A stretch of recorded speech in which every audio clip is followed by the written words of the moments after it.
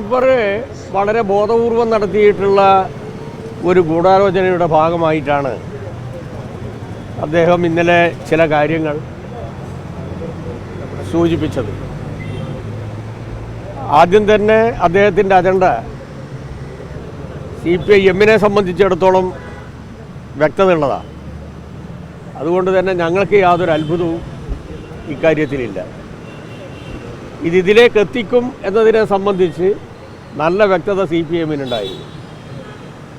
പ്രത്യേകിച്ച് 24-ാം പാർട്ടി കോൺഗ്രസിൻ്റെ ഭാഗമായി നടക്കുന്ന സമ്മേളനങ്ങളിലെ ചർച്ചകൾ വേറെ ഒരു തലത്തിലേക്ക് എത്തിച്ച് മുഖ്യമന്ത്രിയെയും മുഖ്യമന്ത്രിയുടെ കുടുംബത്തെയും ഒറ്റപ്പെടുത്തുന്നതിനുള്ള ഗൂഢാലോചനയുടെ ഭാഗമായി രൂപപ്പെടുത്തിയതാണിത്. മുമ്പേ തുടങ്ങിയതാണ്. ഇപ്പോൾ അൻവറെ സ്വീകരിക്കാൻ പ്രതിപക്ഷം, പ്രത്യേകിച്ച് കോൺഗ്രസ് തയ്യാറായിരിക്കുകയാണല്ലോ. അതിൻ്റെ സംസ്ഥാന പ്രസിഡന്റ് അൻവർ പറഞ്ഞ കാര്യങ്ങളെല്ലാം സത്യമാണ് എന്ന് തുറന്നു പറഞ്ഞിരിക്കുകയാണ്.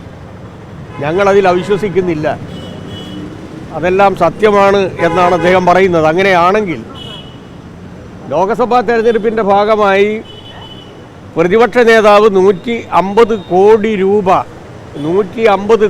രൂപ മത്സ്യവണ്ടിയിൽ കടത്തി കേരളത്തിലേക്ക് കർണാടകയിൽ നിന്ന് കൊണ്ടുവന്നു എന്ന് അൻവർ പറഞ്ഞിരുന്നു.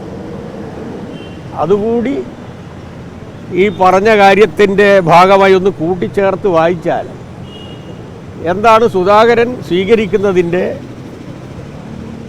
അർത്ഥമെന്ന് മനസ്സിലാവും. പ്രതിപക്ഷ നേതാവ് പ്രതികരിച്ചിട്ടില്ല. പ്രതിപക്ഷ നേതാവിനോട് പത്രക്കാർ ചോദിച്ച സമയത്ത് അദ്ദേഹം നിശബ്ദത പാലിക്കുകയാണ് ചെയ്തത്. അപ്പോൾ പ്രതിപക്ഷ നേതാവിനെതിരായ അദ്ദേഹത്തിന് കിട്ടിയിട്ടുള്ള KPCC പ്രസിഡന്റിന് കിട്ടിയിട്ടുള്ള ഒരു ആയുധം എന്നുള്ള നിലയിൽ ഇപ്പോൾ ഇത് KPCC പ്രസിഡന്റ് ഉപയോഗിക്കുന്നു എന്നുള്ളത് വളരെ വ്യക്തമാണ്. എന്തായാലും അതിന് മറുപടി പറയണം. ഇപ്പോൾ രമേശ് ചെന്നിത്തലയും ഇത് തന്നെ സൂചിപ്പിച്ചിരിക്കുകയാണ്.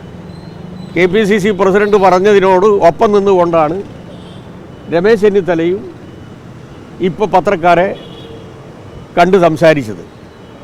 അങ്ങനെയാണെങ്കിൽ ബഹുമാനപ്പെട്ട പ്രതിപക്ഷ നേതാവിനെതിരായി അൻവർ ഉന്നയിച്ച അതീവ ഗുരുതരമായിട്ടുള്ള ആരോപണം, അതിനെ സംബന്ധിച്ചിട്ടുള്ള അഭിപ്രായം ആദ്യം പറയണം, എന്നിട്ട് സ്വീകരിച്ചോട്ടെ, അതിന് യാതൊരു പ്രശ്നവുമില്ല.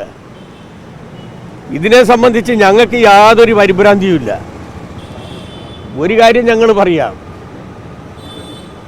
ഒരു ചുക്കും കേരള രാഷ്ട്രീയത്തിൽ ഇതുമായി ബന്ധപ്പെട്ടുകൊണ്ട് സംഭവിക്കാൻ പോകുന്നില്ല.